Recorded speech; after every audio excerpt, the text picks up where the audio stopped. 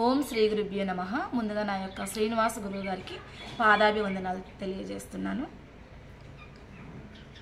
విషయం ఏంటంటే, దీక్ష గురించి డ్రెస్ కోడ్ అడగడం కానీ కొన్ని ప్రాసెస్ అడుగుతున్నారు. ఈ మధ్య చాలామంది భక్తులు వచ్చేసరికి నేను కొంతమందికి వాయిస్ రికార్డ్ కానీ ఫోన్లలో కానీ లేకపోతే అవన్నీ షేర్ చేసుకుంటూ కొంతమందికి చెప్తున్నాను.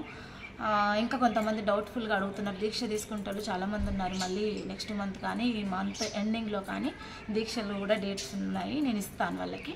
మీ అందరికీ ఒకటి చెప్తున్నాను, మీ యొక్క ఫోటోలు పెట్టినంత మాత్రాన ఇక్కడ మాకు ఎలాంటి ఉపయోగం ఉండదు. ఫోటో పెడితే ఫోటో కళ్ళకి శక్తిపాతం చేయడం అనేది జరుగుతుంది కనుక అది సంకల్పం చేసి దీక్ష ఇస్తాము.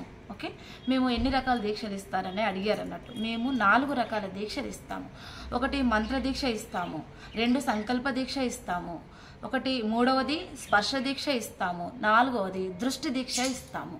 ఈ విషయాలు గుర్తుపెట్టుకోవాలి. ఎక్కడో జర్మనీలో, లండన్లో, యుఎస్ఏలో ఉన్న వాళ్ళకి ఫోటో పంపిస్తే వాళ్ళ పేరు, వాళ్ళ ఇంటి పేరు ఇవి పంపిస్తారు. ఇలా మేము సంకల్పం చేసి దీక్షలు ఇస్తూ ఉంటాం అన్నట్టు.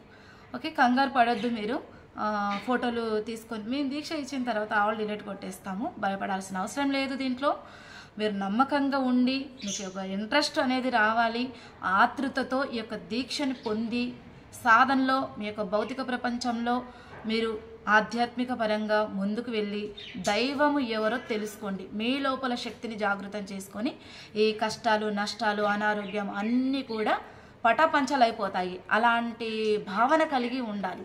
అంతే తప్ప ఏ సాధన చేయకుండా ఊరికే మాటలు మాట్లాడుతూ టైంపాస్ చేస్తూ టైంపాస్కి ఏదో చేస్తున్నాం అంటే చేస్తున్నాం. అలా చేస్తున్న వాళ్ళకి ఎలాంటి రిజల్ట్లు ఉన్నాయంటే రిజల్టే అంటున్నారు కనుక ఎలాంటిది మీకు ఫలితాలు అనేటివి ఉండవు. కనుక ఏ ఫలితం ఆశించకుండానే చేయాలి.